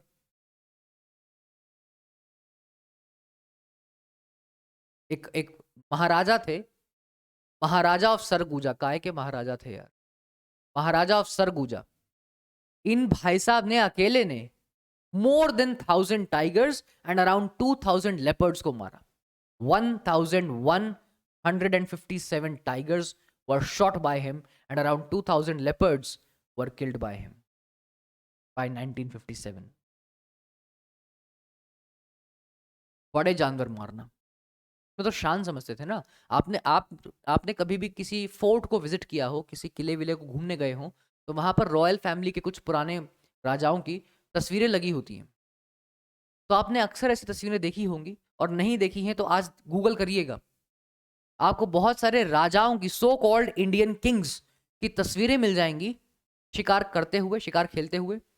या नीचे, ये तो बहुत कॉमन पिक्चर है, नीचे एक बड़ा जानवर मरा हुआ है, शेर है, चीता है, या कोई भालू टाइप का जानवर है, बड़ा जानवर। नीचे एक बड़ा जानवर मरा हुआ पड़ा है और राजा साहब उसके ऊपर पैर रख के और हाथ में बंदूक लेकर खड़े हैं और ऐसे मूंछों को ताव दे रहे हैं ऐसे। हमारे अंदर इतनी हिम्मत थी, तुम इतना ब्रेव थे, बड़ा हिम्मत वाले थे, तुम अंग्रेजों को शिकार करते? तुम किसी एक ब्रिटिश ऑफिशियल को उड़ा देते अपनी बंदूक से? तुम अंग्रेजों के खिलाफ लड़ते, जो मंगल पांडे ने किया? ब्रेवरी मंगल पांडे के नाम में है, ये नहीं महाराजा ऑफ सरगुजा कि शेर मार दिए, चीते मार दिए, तेंदुए मार दिए, ये नहीं है ब्रेवरी, ये तो कायरता है, तो कायरता है। बहादुरी तो मंगल पांडे के नाम में है। रॉयल इनफील्ड नाम की वो इनफील्ड राइफल, रॉयल इनफील्ड नहीं, इनफील्ड राइफल उठाई और उड़ा दिया ऑफिसर को कारतूस लगाकर, भारत माता की जय बोला और फांसी लगा ली गले में। बहादुरी तो बटुकेश्वर दत्त के नाम पे है, प्रफुल्ल चाकी के नाम पे है। ये लोग थे जो अपनी बहादुरी दिखा रहे थे देश को बचाने के लिए, अंग्रेजों से लड़ने के लिए, अंग्रेजों को बाहर खदेड़ने के लिए। और ये महाराजा सरगुजा। एक और था, एक और था, ये ब्रिटिश एडमिनिस्ट्रेटर था जॉर्ज यूल। इस जॉर्ज यूल ने हिंदुस्तान में, इस आदमी ने, कहीं मिल जाए तो गोली मार देना, इस आदमी ने 400 टाइगर मार दिए। 400, एक नहीं, दो नहीं, चार नहीं, 40 नहीं, 400। 400 tigers were killed by him. ये बाहर का आदमी आके यहां टाइगर मार रहा है। कितने? 400। 400 टाइगर इस आदमी ने अकेले ने मार। तो अल्टीमेटली आप देखेंगे कि forest areas were reserved for hunting. Reserved, वो तो बाद में, आज़ादी के बाद बहुत सारे एनवायरमेंटलिस्ट, नेचर कंजर्वेटर्स, इन्होंने हंगामा किया, तो धीरे धीरे धीरे धीरे किलिंग ऑफ एनिमल्स बंद हुआ, हंटिंग ऑफ एनिमल्स बंद हुआ, और ये रियलाइज हुआ कि जानवरों को बचाने की ज़रूरत है। वरना इन लोगों ने तो जानवरों को मारने के नाम पर या शिकार खेलने के नाम पर बहुत बुरा किया। समझ रहे हो? अच्छा, जिन लोगों के लिए शिफ्टिंग एग्रीकल्चर बैन हो गया, हंटिंग बैन हो गई, या बहुत सारी कस्टमरी या ट्रेडिशनल ऑक्यूपेशंस बैन हो गए, जंगलों से ही बाहर निकाल दिया, उन कम्युनिटीज का क्या हुआ? देखो, जैसे ही ये फॉरेस्ट एक्ट आया तो communities lost their traditional way of earning money. लेकिन कुछ हद तक हम कह सकते हैं कि ट्रेड करने की या पैसा कमाने की नई अपॉर्चुनिटीज भी सामने आ गई। कैसे? देखो, देयर वर मेनी कम्युनिटीज जिनको अपना ट्रेडिशनल ऑक्यूपेशन छोड़ना पड़ा, लेकिन इन्होंने क्या किया? फॉरेस्ट प्रोडक्ट्स में ट्रेड करना शुरू कर दिया। दे started trading in the forest products. जंगलों से कुछ सामान ये बाहर बेचने लगे। जैसे कि एक ब्राजीलियन ट्राइब है मुंडुरुकु। मुंडुरुकु ट्राइब, ये एक ब्राजीलियन ट्राइब है, ब्राजीलियन अमेज़न की ट्राइब है मुंडुरुकु ट्राइब। इन लोगों ने क्या किया? इन्होंने मैनियक कल्टीवेट करना शुरू कर दिया, and more importantly they started collecting latex. Wild rubber tree से लेटेक्स कलेक्ट करके बाहर बेचना शुरू कर दिया। देखो बहुत सारे लोग ऐसे हैं जिन्हें जंगल में कुछ सामान इकट्ठा करने की एक कला आती है। जो ट्रेडर्स होते हैं, जो बिजनेसमैन होते हैं, उन्हें तो बिजनेस करना आता है, उस सामान को आगे बेचना आता है, लेकिन अल्टीमेटली कहीं ना कहीं से तो वो सामान चाहिए। हाथी का जो दांत है ना, अब तो इलीगल है। हाथी के दांत की बहुत ज्यादा वैल्यू थी, एलिफेंट टस्क, आइवरी की बहुत वैल्यू थी इंटरनेशनल मार्केट में, और इंडिया से वो बाहर जाता था। बहुत सारे ट्रेडर्स थे जो उस हाथी के दांत को यूरोप में सप्लाई करते थे। तो क्या वो ट्रेडर्स खुद जंगल जाते थे, हाथी मारते थे? नहीं, क्योंकि उन्हें वो काम नहीं आता है। वो तो कुछ ऐसी कम्युनिटीज के साथ कांटेक्ट में रहेंगे कि उन्हें कहेंगे कि हमें तुम जितने ज्यादा हाथी के दांत लाकर दोगे, हम तुम्हें एक दांत का इतना रुपए देंगे। क्योंकि ट्रेडर्स को हाथी के दांत लाना नहीं आता है, उनको तो हाथी का दांत आगे बेचना आता है। अब जैसे ये मुंडरुकु ट्राइब है, they knew the art of collecting latex from the wild rubber trees, और ये आगे ट्रेडर्स को बेच देते थे। ट्रेडर्स इसको आगे मार्केट में बेचते थे। मुंडरुकु ट्राइब, ठीक है ना, मुंडरुकु। धीरे धीरे धीरे धीरे इंडिया में भी ऐसा हुआ। Even in India we saw the same thing. कुछ ट्राइब्स, कुछ आदिवासी tribes, they started trading in animal या फॉरेस्ट गुड्स, जैसे कि एनिमल स्किन्स जिसको हाइड्स कहते हैं, जैसे कि गम, रेजिन, या कुछ मेडिसिनल हर्ब्स, एलिफेंट टस्क या आइवरी, है ना, सिल्क कुन्स, फाइबर, कुछ मसाले, इन सब में ट्रेड करना शुरू कर दिया। और बंजाराज, जिनको हम नोमैडिक ट्राइब्स कहते हैं ना, बंजारे, ये बंजारे जो जगह जगह पर घूमते हैं, ये इस सामान को बेचते थे। जहां जहां जाते थे इस सामान को मार्केट में बेचते थे। आज भी आप देखिए, ये आज भी होता है कुछ लेवल पर, ये आज भी है कुछ एक्सटेंट तक, ये आज भी है। आज भी कुछ ट्राइब्स, बंजारा ट्राइब्स हैं जो जगह जगह घूमती हैं, जहां पर ठीक लगता है वहां पर अपने आपको सेटल करती हैं कुछ दिनों के लिए, और अपनी ट्राइब द्वारा बनाई गई कुछ चीजों को बेचती हैं। हैंडमेड बास्केट्स, हाथ से बनाए हुए खिलौने, या झाड़ू, या हाथ से बनाए हुए कुछ कारपेट्स, मैट्स, ठीक है। इवन इवन आपको कुछ ऐसे लोग भी मिलेंगे जो आज हमारे शहरों में आते हैं, ट्रैक्टर लेके आते हैं, और उस ट्रैक्टर को कहीं पर खड़ा कर लेते हैं, या तो नमक बेचते हैं या गुड़ बेचते हैं, जैगरी गुड़, बेचने के बाद वापस चले जाते हैं। तो ये जो बंजारा ट्राइब्स हैं, नोमैडिक ट्राइब्स हैं, ये इसी तरह के फॉरेस्ट प्रोडक्ट्स को बेचते थे जहां जहां जाते थे। अब जब अंग्रेज आ गए, कॉलोनियल रूल हुआ, तो trade was completely regulated by the Britishers. Britishers ने क्या किया, ट्रेड करने के मोनोपोली राइट्स दे दिए यूरोपियन ट्रेडिंग एजेंसीज को। बड़ी बड़ी यूरोपियन ट्रेडिंग फर्म्स को, यूरोपियन ट्रेडिंग एजेंसीज को मोनोपोली राइट्स दे दिए कि ट्रेड करने का अधिकार सिर्फ तुम्हें है, सिर्फ तुम्हें, sole right to trade, monopoly trading rights. Local लोगों को ये ग्रेजिंग, हंटिंग वैसे ही बैन था, ये तो वैसे ही बैन था, है ना, ये तो वैसे भी अलाउड नहीं था। तो बहुत सारी नोमैडिक ट्राइब्स थी, बहुत सारी पैस्टोरल कम्युनिटीज थी जो कंप्लीटली डिपेंडेंट थी फॉरेस्ट प्रोडक्ट्स को बेचने पर, उनका सोर्स ऑफ लाइवलीहुड डिपेंड करता था।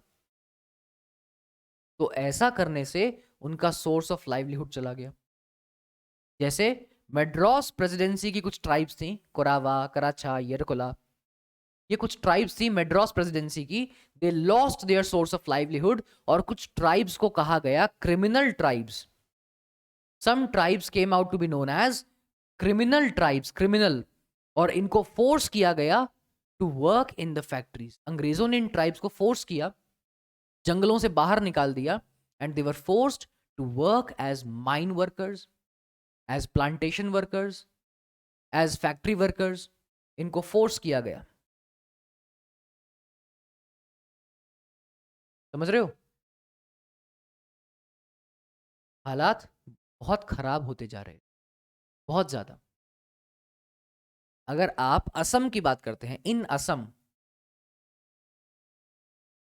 असम कुछ कम्युनिटीज थी जिनको फोर्स किया गया, जंगल से बाहर निकाल दिया, प्लांटेशंस में जबरदस्ती काम करवाने लगे. They were forced to work in the tea plantations, चाय के बागानों में जबरदस्ती काम करवाने लगे.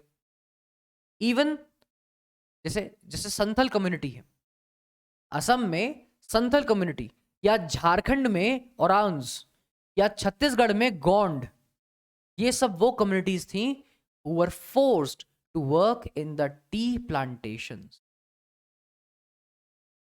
T plantations. और यहां प्लांटेशंस में भी conditions were very much worse. पूरा पूरा दिन काम करवाते थे, 12 घंटे, 14 घंटे, 16 घंटे, and wages were negligible, wages were poor. The working hours were very long, wages were very low. Working conditions बहुत हार्श थी, बहुत हार्श.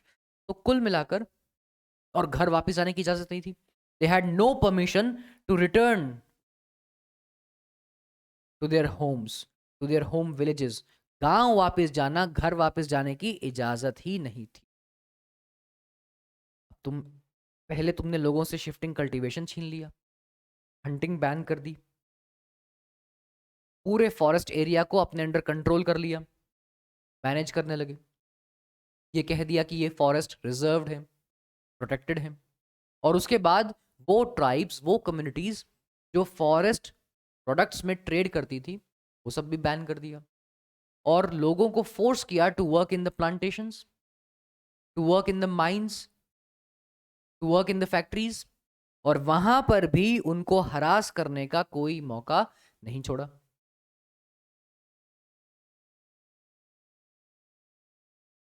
तो 10 घंटे, 12 घंटे, 16 घंटे काम करवाया, वेजेस के नाम पर कुछ नहीं दिया. वर्किंग कंडीशंस, लिविंग कंडीशंस बहुत ज़्यादा हार्श थी, ह्यूमिलिएटिंग थी. घर वापस नहीं जा सकते थे. They were caught, they were punished, they were beaten up. तो ऐसी स्थिति में, ऐसी कंडीशंस में लोग विरोध नहीं करेंगे तो क्या करेंगे?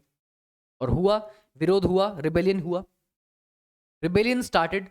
बहुत सारी फॉरेस्ट कम्युनिटीज ऐसी थी हु स्टार्टेड रिबेलिंग, और करना ही था.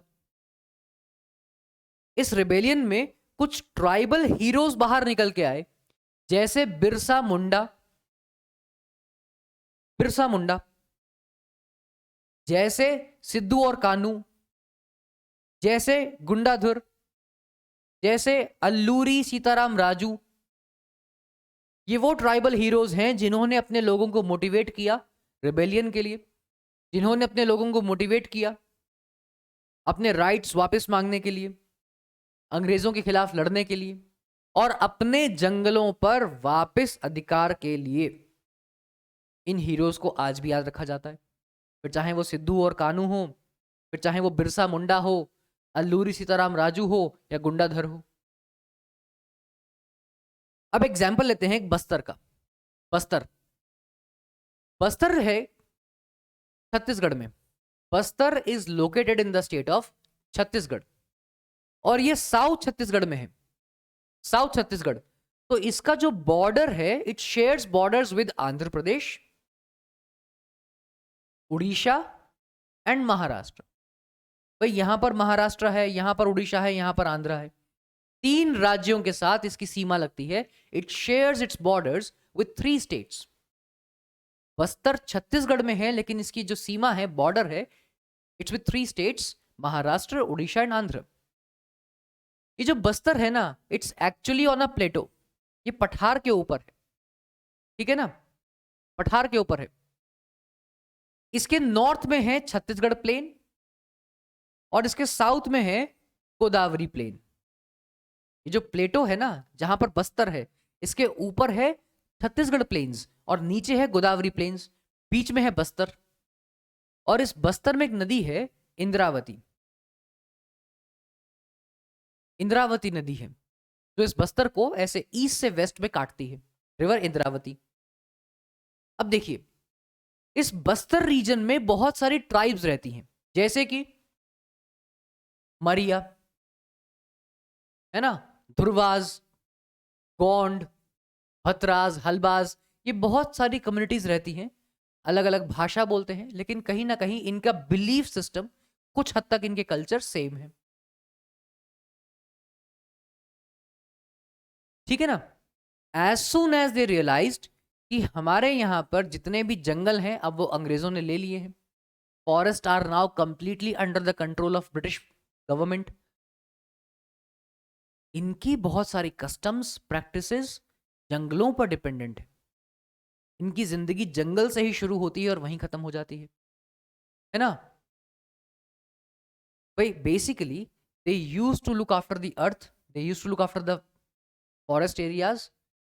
और जब भी कोई एग्रीकल्चरल फेस्टिवल होता था तो धरती को, जंगल को ये कुछ अर्पण करते थे, ऑफर करते थे। ये जो ट्राइब्स हैं, है ना, they use to show respect, they use to worship, they use to worship, they used to worship forest, they used to worship rivers, they used to worship mountains, rivers, इन सब की पूजा करते थे। ये मानते थे कि ये नेचुरल स्पिरिट्स हैं, इनमें भी जान है। अब ऐसी कम्युनिटी से जब तुम जंगल ही छीन लोगे तो क्या होगा? रिबेल तो होगा, और रिबेल हुआ। अल्टीमेटली हर गांव, बस्तर रीजन के अंदर हर गांव की अपनी एक बाउंड्री थी, और उस बाउंड्री के अंदर अंदर ही आप नेचुरल रिसोर्सेज को एक्सेस कर सकते थे, आप जंगलों में जा सकते थे विद इन दैट बाउंड्री। अगर अगर खाना लेने के लिए, लकड़ी लेने के लिए कोई भी व्यक्ति दूसरे गांव में चला गया तो उसकी वजह से एक पेनल्टी देनी पड़ती थी, एक दंड देना पड़ता था जिसको देवसारी कहते थे, पेनल्टी। वो पेनल्टी खाना भी हो सकता था या आदमी भी हो सकता था। अगर आप किसी दूसरे गांव की बाउंड्री में चले गए या किसी दूसरे गांव के जंगल में एंटर कर गए तो एक दंड देना पड़ेगा, एक पेनल्टी देनी पड़ेगी, समझ रहे हो? और यही गांव वाले, the same villagers use to protect their forest, अपने जंगलों का ध्यान भी रखते थे, है ना, लाइक वॉचमैन, खुद वॉचमैन रखते थे, और उस वॉचमैन को पे करते थे in the form of grains. बदले में वॉचमैन को कुछ फूड ग्रेन्स देते थे कि जंगलों का ध्यान रखना है रात में, ठीक है ना। हर साल एक बिग हंट होता था जहां पर गांव के जो हेडमैन हैं, हर गांव के जो सरपंच हैं, वो मिलते थे, they used to have their meetings, और जंगलों से रिलेटेड जो भी इश्यूज हैं, जो भी कंसर्न्स हैं, वो डिस्कस करते थे। तो चीजें बहुत सिस्टमैटिक थी, चीजें बहुत ज्यादा सिस्टमैटिक चल रही थी। लेकिन as soon as colonial government ने फॉरेस्ट को रिजर्व डिक्लेयर कर दिया, under this around 2/3 of the forest declared as reserved forest, 2/3 in 1905. Shifting cultivation, hunting, collection of forest products, इन सब पर बैन लग गया।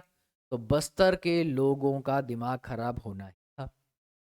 बस्तर के लोगों में नाउम्मीदी, निराशा आ गई, एंड दे रियलाइज्ड कि अंग्रेज हमारे दुश्मन हैं, वो थे भी। कुछ लोगों को अलाउ किया कि आप इन फॉरेस्ट में रह सकते हैं, लेकिन बदले में कुछ ट्राइब से कहा गया कि आप अगर चाहें तो इन जंगलों में रह सकते हैं, आपको अपना घर नहीं छोड़ना पड़ेगा, लेकिन बदले में आपको हमारे लिए काम करना होगा, आपको हमारे लिए पेड़ काटने में मदद करनी होगी, और पेड़ काटकर इनको ट्रांसपोर्ट करने में भी हमारी मदद करनी होगी, वो भी फ्री में। तभी हम आपको अलाउ करेंगे यहां पर रहने के लिए। और इन्हें कहा गया फॉरेस्ट विलेजेस। और ना केवल ये, इन्हें ये भी कहा गया कि जंगलों को आग से बचाने के लिए भी हमें आपकी मदद चाहिएगी। तो अगर ये सब आप हमारे लिए करते हैं, वो भी फ्री में, तो हम आपको अलाउ कर सकते हैं to stay in the forest. You don't need to leave your homes. और इन्हें कहा गया फॉरेस्ट विलेजेस। फॉरेस्ट। लेकिन मैक्सिमम कम्युनिटीज ने मना कर दिया। लोगों ने कहा हमें नहीं चाहिए, हम आपकी मदद नहीं करेंगे। तो इन कम्युनिटीज को डिस्प्लेस कर दिया without any prior notice, without any warning, और even without any compensation. Even बहुत एरियाज में तो क्या किया, लैंड रेंट बढ़ा दिया। अंग्रेजों ने लैंड रेंट बढ़ा दिया कि अपने आप जगह छोड़ के जाएंगे। जब रेंट नहीं दे पाएंगे तो जगह छोड़ के जाएंगे। हाँ, या तो हमें फ्री लेबर दे दो, फ्री लेबर, फ्री गुड्स, तब तो हम आपको रहने की इजाजत दे सकते हैं। अगर आप हमें फ्री गुड्स दे दें तब तो आप यहां रह सकते हो, otherwise we can not allow you to stay in the forest. आप यहां पर नहीं रह सकते। समझ रहे हो? और इस वजह से these regions started experiencing famine। Famine हो गया, फेमाइन, भुखमरी। भुखमरी 1899 से 1900 और 1907 से 1908, these regions, these communities started experiencing famines, भुखमरी। लोग मरने लगे because of hunger, because of starvation,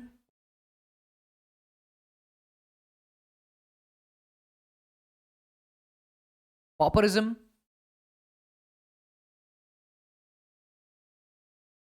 beggar, लोगों से फ्री में काम करवाने के लिए फोर्स कर रहे थे। Children were malnourished।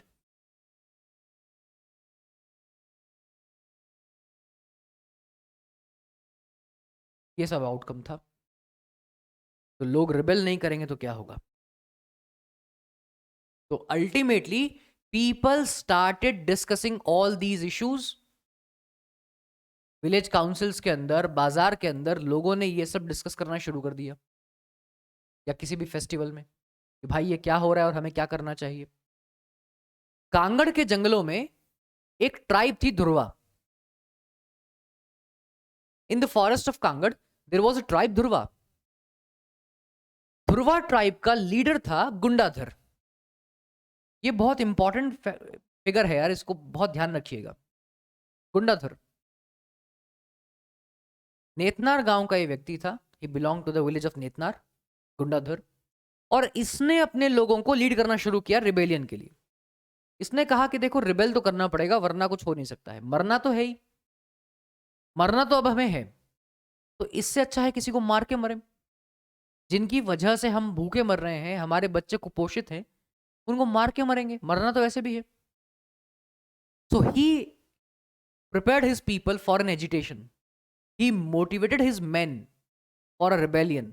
और बोला कैसा रेबेलियन? Armed rebellion, armed. हाथ में हथियार उठाओ, अब मौका आ गया है।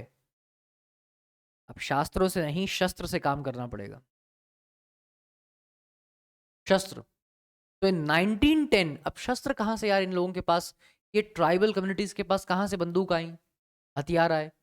तो they started using mango Bhoj, lump of अर्थ, मिट्टी का वो ढेला होता है ना, मिट्टी का ढेला, lump of earth, chillies, arrows, these were used as weapons. समझ रहे हो? These were used as weapons. एक गांव से दूसरे गांव, एक ग्रुप से दूसरे ग्रुप, ये वेपन्स वर सर्कुलेटिंग। लोगों को तैयार किया जा रहा था एजिटेशन के लिए, रिबेलियन के अंदर। और रिबेलियन में होने वाले खर्चे के लिए हर गांव कुछ ना कुछ कंट्रीब्यूट कर रहा था। बाजार्स वर लूटेड, मार्केट्स वर लूटेड, है ना। ऑफिशियल्स, ट्रेडर्स, उनके घरों पर अटैक किया गया, पुलिस स्टेशंस पर अटैक किया गया, पुलिस स्टेशंस वर बर्न्ड, स्कूल्स वर बर्न्ड। जहां जहां भी ग्रेन स्टोरेज था उसे लूटा गया, ग्रेन स्टोरेज को लूटा गया। ये रिबेलियन हुआ, बहुत बड़ा रिबेलियन चला। बहुत बड़े स्केल पर। एक मिशनरी था विलियम वर्ड। विलियम वर्ड ने लिखा था, from all directions came streaming into Jagdalpur police, merchants, forest peon, school masters and immigrants. ये जो रिबेलियन हुआ, इसके एक्सटेंट को एक लाइन में बताया विलियम वर्ड ने कि किस लेवल पर रिबेलियन हो रहा था और किस एक्सटेंट पर हाहाकार मचा हुआ था। Gundadhur against colonial state, against these oppressive laws, Gundadhur और उसके लोगों ने एक बहुत बड़े स्केल पर रिबेलियन छेड़ दिया था। लेकिन ब्रिटिशर्स ने भी इसको दबाने की कोशिश की। They sent their regiments, they sent their troops to suppress this rebellion. Initially तो ब्रिटिशर्स भी घबरा गए थे, क्योंकि ये बहुत ही अनएक्सपेक्टेड था कि वो लोग जो दबे कुचले हैं, जिनको हम बहुत नीचा मानते हैं, वो रिबेलियन कर देंगे, इतनी हिम्मत आ जाएगी इनके अंदर। तो इनिशियली तो ब्रिटिशर्स के लिए भी ये बहुत ही ज्यादा अनएक्सपेक्टेड था, लेकिन इसे सप्रेस करना, कंट्रोल करना तो उनको था ही। Britishers sent their troops. अब वो जो ट्रूप्स थी, हाथ में मॉडर्न हथियार, well trained soldiers, there was no match. तो ट्राइबल्स को पता था कि अब सब मरेंगे, परिवार भी मरेगा। सो इनिशियली ट्राइबल्स ने पूरी कोशिश की, आदिवासीज ने कोशिश की टू नेगोशिएट कि ठीक है यार, अगर बात करने से मसला सुलझ जाए तो बात कर लेते हैं। लेकिन अब ब्रिटिशर्स बात करने के मूड में नहीं थे। दे सराउंडेड देयर कैंप्स और उनकी झोंपड़ियों में, उनके कैंप्स में आग लगा दी। एक्चुअली में झोंपड़ियां जला दी, लोगों को मारा, people were fired, entire camp area was set up on fire. मरो, समझ रहे हो? मतलब बहुत लोगों को मारा गया, पीटा गया, उठाकर जेल में डाला गया, जो भी रिबेलियन में थे। और कुछ ही दिनों में, I should say with in 3 months, 3 महीने के अंदर अंदर Britishers regained the control of the forest of that area. और गुंडाधर को कभी पकड़ नहीं पाए। ये एक लोक श्रुति है, ऐसा कहा जाता है, ऐसा कहा गया है, सुना गया है, एक लोक श्रुति है कि गुंडाधर को कभी पकड़ नहीं पाए। They never managed to capture, to arrest Gundadhur. लेकिन इस रिबेलियन का, देखिए रिबेलियन सक्सेसफुल तो नहीं रहा, इसको सप्रेस कर दिया गया। लेकिन इसका सक्सेस पार्ट ये था कि कुछ समय के लिए ये जो फॉरेस्ट रिजर्वेशन का काम चल रहा था, कुछ समय के लिए ये पोस्टपोन हो गया, सस्पेंड हो गया। और जितना एरिया रिजर्व करने वाले थे, वो एरिया भी आधा कर दिया गया, हाफ कर दिया गया। The area which was supposed to be reserved by the forest services, by the forest department, it was reduced roughly to half. और कुछ महीनों के लिए इस रिजर्वेशन के प्रोसेस को यहीं रोक दिया गया। लोगों का आक्रोश, लोगों का गुस्सा देखकर, और कहीं ना कहीं अगर ब्रिटिश गवर्नमेंट को यह भी डर था कि अगर इस तरह का रिबेलियन कहीं और हुआ तो हम उसको नहीं कंट्रोल कर पाएंगे, तो उसकी तैयारी के लिए भी ब्रिटिशर्स ने इस फॉरेस्ट रिजर्वेशन के काम को बीच में ही रोक दिया। ठीक है। आफ्टर इंडिपेंडेंस, आजादी के बाद भी, इवन आफ्टर इंडिपेंडेंस, सरकार ने इस तरह के काम किए हैं। Even the government of India has tried to keep the people out of the forest, और जंगलों को इंडस्ट्रियल यूज के लिए रखा गया है, जो कि गलत है। 1970s में वर्ल्ड बैंक ने एक आइडिया प्रपोज किया था। वर्ल्ड बैंक ने कहा कि लगभग 4600 hectare, 4600 hectares of natural forest, जिसमें साल के पेड़ हैं, sal trees, they should be replaced by pine trees. कि लगभग 4500 हेक्टेयर का जो जंगल है, जिसमें साल के पेड़ हैं, उन्हें काटा जाए और उनकी जगह पाइन ट्रीज लगाए जाए। पाइन ट्रीज जो पेपर इंडस्ट्री के लिए एक बहुत इंपॉर्टेंट रॉ मटेरियल है। लेकिन कुछ लोकल कम्युनिटीज ने, कुछ एनवायरमेंटलिस्ट ने, और कुछ नेचर जो कंजर्वेटिस्ट होते हैं, उनके ऑपोज करने पर इस प्रपोजल को वहीं के वहीं रिजेक्ट कर दिया। लेकिन वर्ल्ड बैंक जैसी इंटरनेशनल ऑर्गेनाइजेशंस का भी दिमाग खराब हो सकता है, ये दिखाता है। इंटरनेशनल ऑर्गेनाइजेशंस, गवर्नमेंट्स, इनका दिमाग खराब होते हुए भी देर नहीं लगती है। अब एक केस स्टडी आती है जावा की। We are entering into the last phase of this chapter, Java. अब जो लोग जावा नहीं जानते हैं, देखिए मैं कंप्यूटर लैंग्वेज की बात नहीं कर रहा हूं, वो अलग जावा होता है। वो जावा की बात नहीं कर रहा हूं, ये अलग जावा है, ये कंप्यूटर लैंग्वेज है। मैं इस जावा की बात नहीं कर रहा हूं, I am talking about this Java. ये जो जावा है, ये इंडोनेशिया का एक आइलैंड है जो चावल के लिए बहुत फेमस है। It's a rice producing island of Indonesia, Java. ये जो जावा है ना, it was also colonised by a colonial power. एक यूरोपियन पावर ने जावा को भी कॉलोनाइज किया था। जैसे हिंदुस्तान को कॉलोनाइज किया था ब्रिटिशर्स ने, ऐसे ही जावा वॉज कॉलोनाइज्ड बाय डच। अब जो लोग नहीं जान रहे हैं कि ये डच कौन होते हैं, कई लोगों को लगता है कि डेनमार्क के लोगों को डच कहते हैं। नहीं नहीं नहीं, द पीपल ऑफ नीदरलैंड्स। आपने एक देश का नाम सुना होगा, नीदरलैंड्स। उस जमाने में तो एक किंगडम था, it was an imperial kingdom of Netherlands, United kingdom of Netherlands. उस जमाने में तो बेल्जियम भी इसी के पास था। तो नीदरलैंड्स के लोगों को कहा जाता है डच, है ना। तो डच कॉलोनाइज्ड जावा। और जिस तरह से हिंदुस्तान में forest was controlled by Britishers, उसी तरह से जावा में forest were under the control of Dutch. और कहीं ना कहीं उसी तरह से वहां के जंगलों को काट रहे थे और उसका मिसयूज कर रहे थे। जावा में Dutch started forest control and forest management. Ships बनाने के लिए या रेलवेज के एक्सपेंशन के लिए उन्हें भी लकड़ी की जरूरत थी। 1600 यानी कि by the beginning of 17th century, Java की पॉपुलेशन मानी गई है लगभग 3.4 मिलियन। और जावा में ऐसे बहुत सारे एरियाज हैं जहां पर फर्टाइल लैंड्स हैं, फर्टाइल प्लेन्स हैं, जहां पर बहुत अच्छे से खेती हो सकती है। And people were actually practicing shifting cultivation. तो जावा में कोई विशेष प्रॉब्लम नहीं थी, लेकिन कॉलोनाइजेशन की वजह से प्रॉब्लम्स बढ़ने लगी, क्योंकि डच ने, जैसा ब्रिटिशर्स ने इंडिया में किया, they started reserving and managing forest. The same was happening in Java by Dutch. देखिए, एक जावा में ट्राइबल कम्युनिटी थी जिसका नाम था कलंग। कलंग्स बेसिकली वर स्किल्ड फॉरेस्ट कटर्स। ये जंगल काटने में और शिफ्टिंग कल्टीवेशन में एक्सपर्ट थे। इनकी वैल्यू इतनी ज्यादा थी, और आप इस बात से अंदाजा लगा सकते हैं कि 1755 यानी कि मिड 18th सेंचुरी, 1755 में जब मताराम किंगडम डिवाइड हुआ, उस वक्त जावा में लगभग 6000 कलंग परिवार थे। There were 6000 Kalang families, 6000। तो जब मताराम किंगडम डिवाइड हुआ, कलंग्स को बराबर दो पार्ट्स में डिवाइड किया गया। The कलंग families were divided equally between these two kingdoms.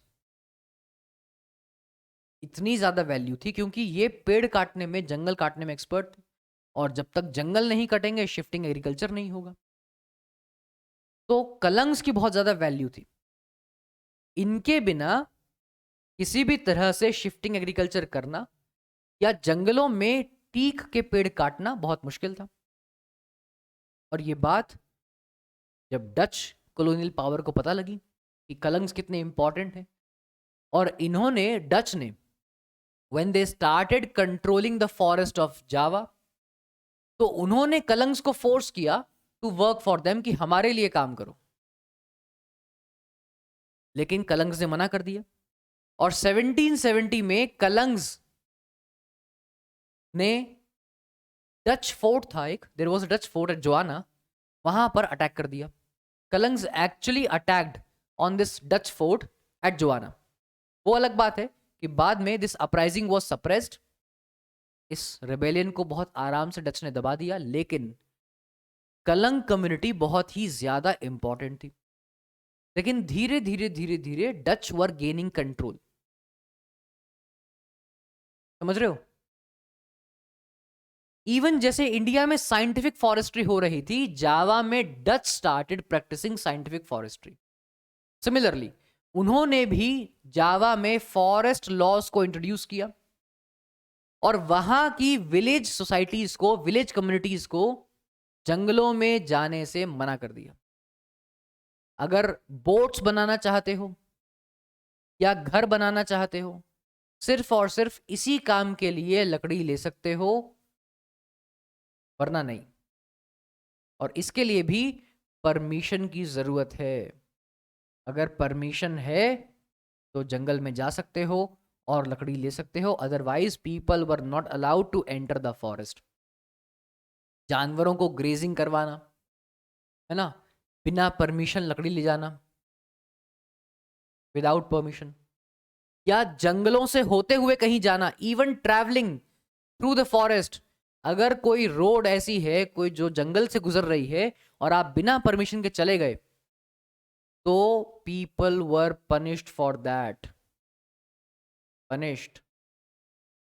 इसके लिए भी लोगों को पनिश किया गया। और जैसे ब्रिटिशर्स इंडिया में रेलवेज के एक्सपेंशन के लिए स्लीपर्स बना रहे थे और उन स्लीपर्स के लिए पेड़ काट रहे थे, for the same reason and in the same way and somehow up to that extent, Dutch were also cutting down the trees in the Java forest, जैसे इंडिया में हो रहा था, शिप बिल्डिंग के लिए या रेलवेज के एक्सपेंशन के लिए हो रहा था। सिमिलरली अगर हम जावा की बात करते हैं, in 1882 around 2,80,000 sleepers were exported from Java. जावा से ये स्लीपर्स बनकर आए, कितने? 2,80,000। अब आप ये देखिए, इसके लिए पेड़ काटने पड़ेंगे, पेड़ों को काटकर ट्रांसपोर्ट करना पड़ेगा और स्लीपर्स बनाने पड़ेंगे। इस काम के लिए सबसे जरूरी चीज क्या है? सबसे जरूरी चीज है लेबर।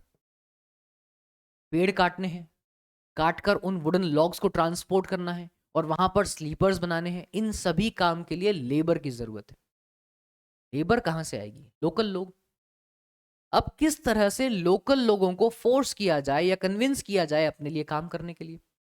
क्योंकि डच ने बहुत कोशिश की कि किसी भी तरह से लोगों को मना लें कि हमारे लिए काम करो। उन्होंने एक बार कोशिश कलंग्स के लिए भी की थी कि कलंग्स हमारे लिए काम करें, लेकिन बदले में कलंग्स ने उन्हीं पर अटैक कर दिया। तो डच कॉलोनियल पावर ने एक नया सिस्टम इंट्रोड्यूस किया जिसे कहा गया ब्लेंडोंगडेंस्टीन। यार ये नाम ध्यान रखना, और ये सिस्टम बहुत बहुत सिंपल है, but they were very clever. इस सिस्टम का नाम था ब्लेंडोंगडेंस्टीन। क्या था ये? ब्लेंडोंगडेंस्टीन नाम के सिस्टम में इन्होंने लैंड रेंट बढ़ा दिया। लैंड रेंट्स वर इंक्रीज्ड वेरी मच, और ये कहा गया कि आप ये लैंड रेंट से तभी बच सकते हो अगर आप हमारे लिए काम करो। If you provide us with free labour and your cattles to transport the timber, लकड़ी काटने के लिए हमारे लिए फ्री में काम करो और अपने जानवरों का यूज करके इस लकड़ी को मुफ्त में ट्रांसपोर्ट करो, तभी आप इस लैंड रेंट से बच सकते हो। इस सिस्टम को कहा गया ब्लेंडोंगडेंस्टीन। समझ रहे हो? कुछ लोगों ने अग्री किया, लेकिन जिन्होंने अग्री किया बाद में उन्हें भी कोई एग्जेम्पशन नहीं मिला, उन्हें भी कोई रेंट एग्जेम्पशन नहीं मिला, बस थोड़ी बहुत मजदूरी दे दी, स्मॉल वेजेस। और यहीं पर एक व्यक्ति हुआ जिसका नाम था Samin, Surontiko Samin. By the end of 19th century Samin ने डच कॉलोनियल पावर का विरोध किया, और इस सैमिन ने अपने गांव के लोगों को मोटिवेट किया फॉर अ रिबेलियन। इसने कहा कि ये जो जंगल हैं ये हमारे हैं। इसने कहा ये जितने भी नेचुरल रिसोर्सेज हैं, चाहे वो हवा हो, पानी हो, धरती हो, मिट्टी हो, लकड़ी हो, जंगल हो, किसने अधिकार दिया इनको यहां पर आकर ये कहने का कि हम कंट्रोल करेंगे फॉरेस्ट को? ये तो हमारे जंगल हैं और ये नेचुरल फॉरेस्ट है। किसने कहा इनको? ये अधिकार किसने दिया इनको कि हमारे ही गांव में घुस गए हैं, हमारे ही जगह पर घुस गए हैं और हमारे ऊपर ही हुक्म चला रहे हैं? किसने कहा कि ये जंगल इनके हैं, इनका विरोध करना चाहिए? इसने अपने लोगों को मोटिवेट किया और आप देखेंगे कि सैमन के जो विचार थे वो इतना ज़्यादा मोटिवेटिंग थे, इंस्पायरिंग थे, रेवोल्यूशनरी थे, क्रांतिकारी थे कि लगभग by 1907 3000 families were supporting Samin. इसका सन इन लॉ भी था जो इसके साथ था, बिल्कुल अपार्ट फ्रॉम हिम 3000 परिवार। और क्या करते थे, विरोध कैसे करते थे? जब भी डच ऑफिशियल्स, कॉलोनियल ऑफिशियल्स आते थे उस जंगल का सर्वे करने के लिए, वहां की जमीन का नाप तोल करने के लिए, कितना एरिया को रिजर्व करने के लिए, उसके लिए आते थे ना, सर्वे के लिए, ये लोग जमीन पर लेट जाते थे। They used to lie down on the land. Tax नहीं देते थे, फाइन नहीं देते थे, ना उनके लिए काम करते थे, जमीन पर लेट जाते थे कि करो सर्वे, मारोगे मार खा लेंगे। जमीन का सर्वे ही नहीं करने देते थे ऑफिशियल्स को।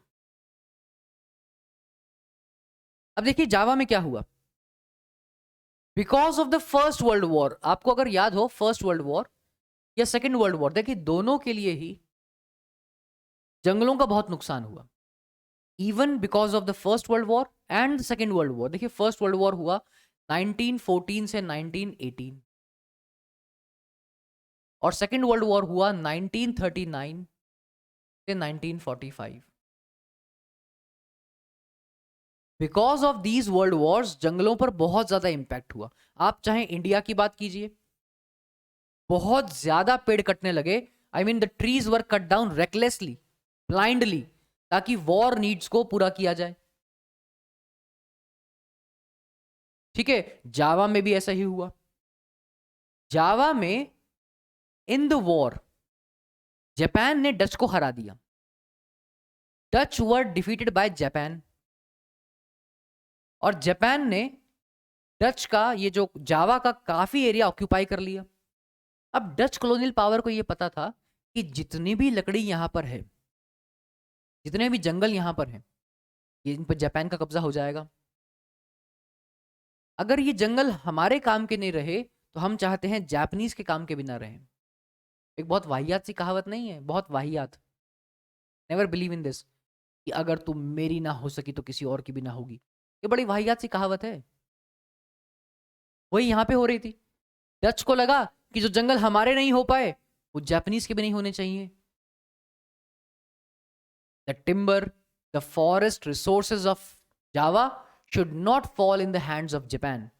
तो उन्होंने क्या किया, दे फॉलोड अ पॉलिसी जिसको कहा गया स्कॉट्स्ड अर्थ पॉलिसी। स्कॉट्स्ड अर्थ पॉलिसी, इसमें जितने भी जंगल के एरियाज थे, कटे हुए पेड़ थे, उन सब में आग लगा दी। दे वर बर्न्ड। जितने भी जंगल थे, कटे हुए पेड़ थे, they were cut down, they were burned, ताकि उनको बचाया जा सके by falling into the hands of Japan, कि जापानीज के हाथ में वो ना पड़े, ऐसा ना हो, इसके लिए जापानीज के हाथ में ना पड़े, इसके लिए जंगलों को आग लगा दी। दे वर बर्न्ड, बर्न्ड। हाँ, थोड़ा बहुत जो बच गया वो जंगलों को एक्सप्लॉइट किया जापानीज ने। Japanese exploited the remaining forest अपने फायदे के लिए। हाँ, इस वक्त कुछ लोगों ने फायदा भी उठाया। अब क्योंकि जंगल जल गए तो उस एरिया को यूज किया कल्टीवेशन के लिए, to expand their cultivable land. लेकिन वॉर की वजह से इतना डिस्ट्रक्शन हुआ कि इंडोनेशियन फॉरेस्ट सर्विस को कई साल लग गए जमीन वापस लेने में, रिकवरी में। इंडिया में भी ऐसा हुआ है। इन इंडिया यहां पर भी लोगों को एग्रीकल्चरल लैंड के एक्सपेंशन की जरूरत थी। बहुत बार कॉन्फ्लिक्ट्स हुए हैं फॉरेस्ट डिपार्टमेंट के लोगों के साथ, क्योंकि लोगों को जरूरत है ज्यादा खेती करने के लिए जमीन की, तो जंगल काटना चाह रहे हैं, फॉरेस्ट डिपार्टमेंट अलाउ नहीं कर रहा है। यहां पर भी ऐसे कॉन्फ्लिक्ट्स हुए हैं।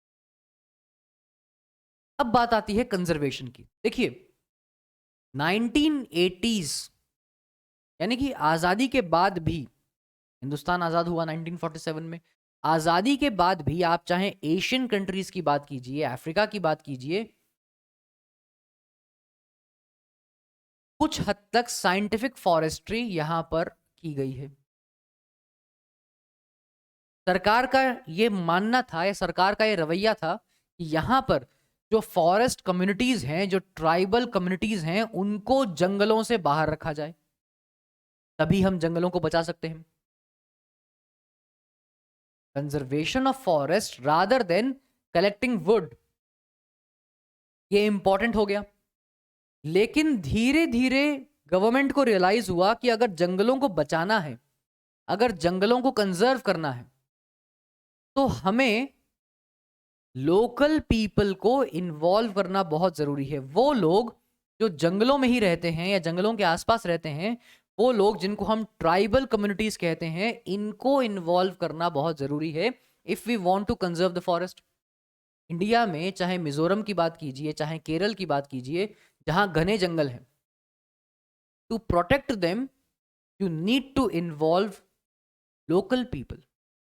क्योंकि बहुत सारी कम्युनिटीज आज भी ऐसी हैं who believe in the concept of sacred groves. Sacred, वो पेड़ों को बहुत पवित्र मानते हैं, सेक्रेड मानते हैं। दे वर्शिप ट्रीज, पेड़ों की पूजा करते हैं सर। आज भी हमारे घरों में बहुत पेड़ों की पूजा होती है।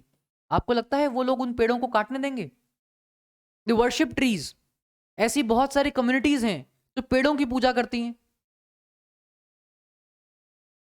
उन कम्युनिटीज के लिए पेड़ बहुत इंपॉर्टेंट है, जंगल बहुत इंपॉर्टेंट है, उनके कल्चर का पार्ट है। वो किसी आदमी को पेड़ काटने देंगे? तो गवर्नमेंट को रियलाइज हुआ कि सबसे इंपॉर्टेंट अगर कोई है तो ये ट्राइब्स है, ये कम्युनिटीज हैं। गवर्नमेंट तो बाद में एक्शन लेगी, ये लोग तो जंगल में रहते हैं, जंगल के आसपास रहते हैं। सबसे पहले these are the people who are alarmed of any danger. अगर कोई खतरा होगा सबसे पहले इन्हें पता लगेगा, सबसे पहले ये एक्ट कर सकते हैं, तो इन्हें इन्वॉल्व करना बहुत जरूरी है। So government started talking about the forest conservation, forest management. कुछ एनवायरमेंटलिस्ट को इन्वॉल्व किया गया, फॉरेस्ट कम्युनिटीज को इन्वॉल्व किया गया इस प्रोसेस में। ये जो फॉरेस्ट गार्ड्स हैं वो पेट्रोलिंग करते हैं जंगलों की, लेकिन सबसे इंपॉर्टेंट पेट्रोलिंग अगर कोई कर सकता है सबसे बढ़िया, तो वो ये कम्युनिटीज है जो जंगलों की पूजा करते हैं। इनकी कस्टम में जंगल आते हैं, इन ट्राइब्स का source of livelihood, source of survival है ये जंगल। ये जंगल कटने देंगे? इन कम्युनिटीज को इन्वॉल्व करना जरूरी है। तो बेटा जी, that was all about this chapter. I know ये चैप्टर थोड़ा लेंदी है, थोड़ा लंबा है, काफ़ी सारा इंफॉर्मेशन है इसके अंदर। तो to just give you a quick recap, आज के इस लेक्चर में we started talking about deforestation, और हमने समझने की कोशिश की उन सभी रीजंस की जो रिस्पॉन्सिबल थे under British colonial period deforestation के लिए। फिर चाहे वो रेलवे स्लीपर्स थे, शिप बिल्डिंग था, प्लांटेशंस थे, साइंटिफिक फॉरेस्ट्री थी। बाद में हमने डेट्रिक ब्रांडिस की बात की, जो जर्मन एक्सपर्ट था, जिसे इंडियन फॉरेस्ट का फर्स्ट इंस्पेक्टर जनरल बनाया गया। हमने देखा किस तरह से Indian forest service was setup, Indian forest act was introduced, किस तरह से एक रिसर्च इंस्टीट्यूट बनाया गया देहरादून में, और साइंटिफिक फॉरेस्ट्री के नाम पर जंगलों को काटा गया, उनको एक्सप्लॉइट किया गया। ये सब हमने समझा। किस तरह से शिफ्टिंग एग्रीकल्चर वॉज बैंड, किस तरह से tribes were forced to change their occupation, they were forced to work as plantation workers, mine workers, factory workers. Hunting ban कर दिया गया, लेकिन hunting became a game, it became a big sport. बड़े जानवर मारे गए, tigers, leopards, wolves, they were killed. उसके बाद हमने समझा किस तरह से फॉरेस्ट कम्युनिटीज, ट्राइबल कम्युनिटीज ने रिबेल किया। हमने कुछ लीडर्स की बात की, चाहे वो बिरसा मुंडा हो, गुंडाधर हो, सिद्धू और कानू हो, अल्लूरी, सीताराम राजू हो। हमने बस्तर जिले की बात की, किस तरह से बस्तर के अंदर छत्तीसगढ़ में एक रिबेलियन हुआ, उस रिबेलियन का आउटकम क्या था वो हमने देखा। And then we discussed the story of Java, which is an island of Indonesia, जहां पर डच कॉलोनियल पावर थी। किस तरह से Dutch were exploiting the forest areas of Java, और किस तरह से जावा के लोगों ने रिबेल करने की कोशिश की। We talked about Kalangs, we talked about Samin, और किस तरह से वॉर की वजह से जावा के जंगलों को और नुकसान हुआ। We talked about scorched earth policy. हमने ब्लेंडोंग डिस्टेंस सिस्टम के बारे में भी बात की, जहां पर हमने देखा कि लैंड रेंट बढ़ाकर लोगों को फोर्स किया अपने लिए काम करने के लिए। और एट लास्ट हमने देखा किस तरह से गवर्नमेंट रियलाइज्ड कि local communities, forest villages, tribal communities बहुत इंपॉर्टेंट है in the process of conservation of forest. तो बेटा जी, that was all about this lecture. I really hope कि इस लेक्चर से, इस वीडियो से आपको ये चैप्टर काफ़ी समझ में आया होगा, रिवाइज हो गया होगा, कुछ कॉन्सेप्ट्स ब्रशन अप हो गए होंगे। तो आप लोगों से मुलाकात होगी in the upcoming lecture with a new video, with a new chapter to be discussed, to be revised. Till then, this was Shubham Gupta signing off. I'll take a leave. Have a great time. Bye bye. See you soon. Sayonara.